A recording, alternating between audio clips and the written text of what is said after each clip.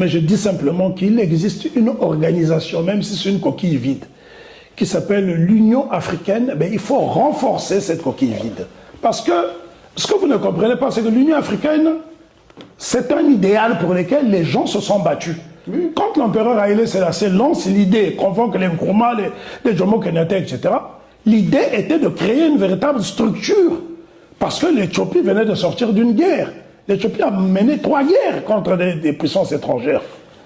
Il y a Adwa, il y a Walwal, il y a la bataille de Matou Kompera. Donc il faut étudier toute cette histoire. L'Éthiopie était le seul pays à n'avoir jamais été colonisé. Ça a été un miracle, parce que les Éthiopiens se sont battus. Donc ils ont compris que l'union fait la force. Ils se sont inspirés de leur propre histoire pour convoquer des assises qui ont donné l'Union africaine. Maintenant, l'Union africaine, pour l'instant, c'est une coquille vide. Mais ça a le mérite d'exister.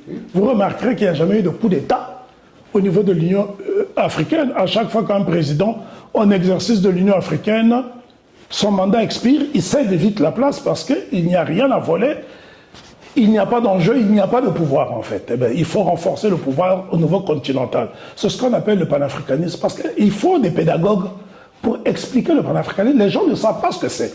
Aujourd'hui, tout le monde se réclame du panafricanisme sans savoir réellement ce que c'est. Les Nkrumah avaient un programme.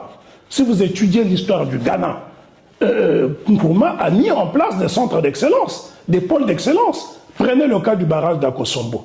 Le Ghana, ce n'est pas un pays qui est grand. Hein. Le Ghana est plus petit que le Congo.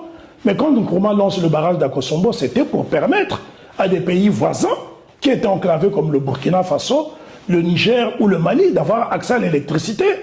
Quand le président Gamal Abdel Nasser lance le barrage d'Assouan, c'était des programmes ambitieux, ce n'était pas un barrage national. Donc, il faut que les Africains cessent de penser micronation, parce que le micronationalisme nous a emmenés vers la ruine. Le résultat est là, le bilan est négatif. Il faut passer à autre chose. Il faut que les Africains aient la possibilité de se déplacer en Afrique sans passer par la case consulat. Si les Africains ne peuvent pas circuler librement en Afrique, où voulez-vous qu'ils le fassent? Regardez l'Union européenne, vous quittez la Suède, vous allez jusqu'au Portugal, ce ne sont pas les mêmes peuples. Hein.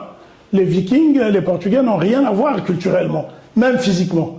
C'est l'Union européenne, ils circulent. Les Africains doivent être capables de le faire.